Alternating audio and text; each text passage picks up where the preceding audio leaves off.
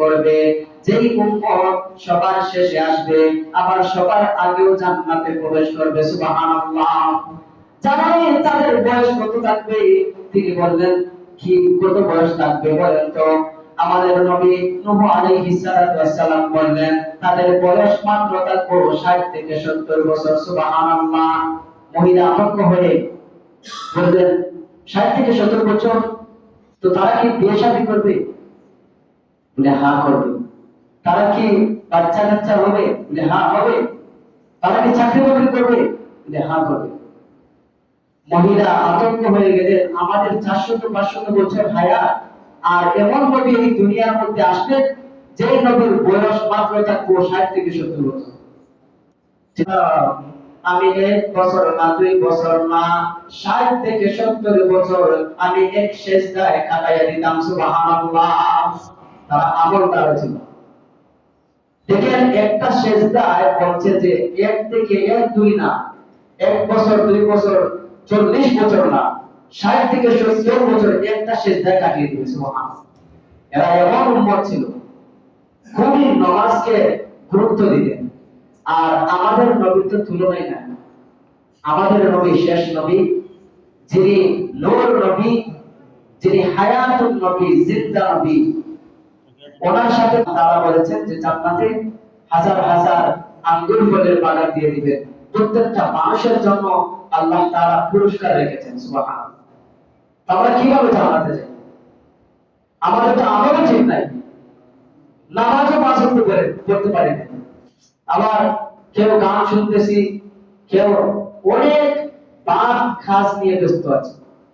আমাদের সমাজটা এত খারাপ হয়ে গেছে যে কিভাবে আল্লাহ তাআলাকে চিনবো এবং কিভাবে আল্লাহ তাআলাকে মানবো, কিভাবে মসজিদে যাব, কেমনে নামাজ পড়বো, এগুলো আমরা ধারণ করতে পারি না।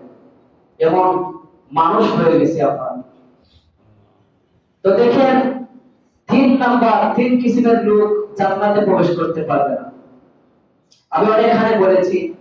তো 3 কিসিমের লোক কোনোদিন জান্নাতে প্রবেশ করতে পারবে না। সাহাবারা প্রশ্ন করলো, ইয়া রাসূলুল্লাহ, ইয়া হাবিবাল্লাহ, নবী গো, আপনি যে বললেন যে 3 কিসিমের লোক কোনোদিন জান্নাতে প্রবেশ করবে না, তারা কোন লোক আমরা জানতে চাই।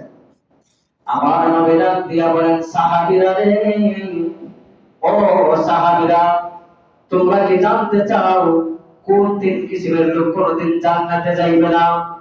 আমার নবী ডাক দিয়া কয়, সাহাবীরা রে,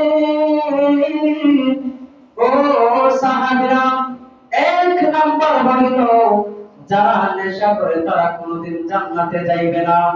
সাহাবীরা প্রশ্ন করলেন, ইয়া রাসূলুল্লাহ, নবী গো, ও মায়ার নবীজি, 2 নাম্বার কারা কোনোদিন জান্নাতে যাইবে না?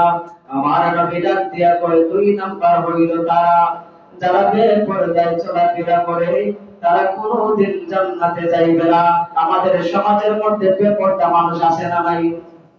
আমাদের সমাজের মধ্যে নেশাখোর মানুষ আছে না নাই? এমন ভাবে বলা হয়েছে, যারা নেশা করবে তারা কোনোদিন জান্নাতে যাইবে না, আবার যারা বেপরদায় চলাফেরা করে তারাও কোনোদিন জান্নাতে যাইবে না।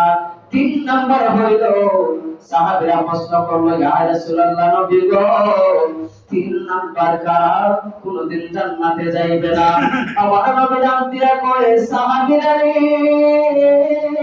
ও সাহাবীরা, 3 নাম্বার হইল যারা মা বাবার মনে কষ্ট দেয়, তারা কোনোদিন জান্নাতে যাইবে না। নাউযুবিল্লাহ। আমাদের সমাজের মধ্যে মা বাবার মনের মধ্যে কষ্ট দেয়, মা বাবাকে রাখতে পারে, এই মানুষ সমাজের মধ্যে আছে না নাই? আছে, আছে।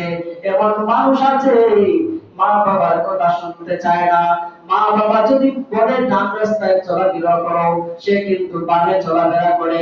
একমাত্র ইত্তাকুল্লাহ, আল্লাহর ভয় না থাকার কারণে আজকে মানুষ মানুষকে হত্যা করে।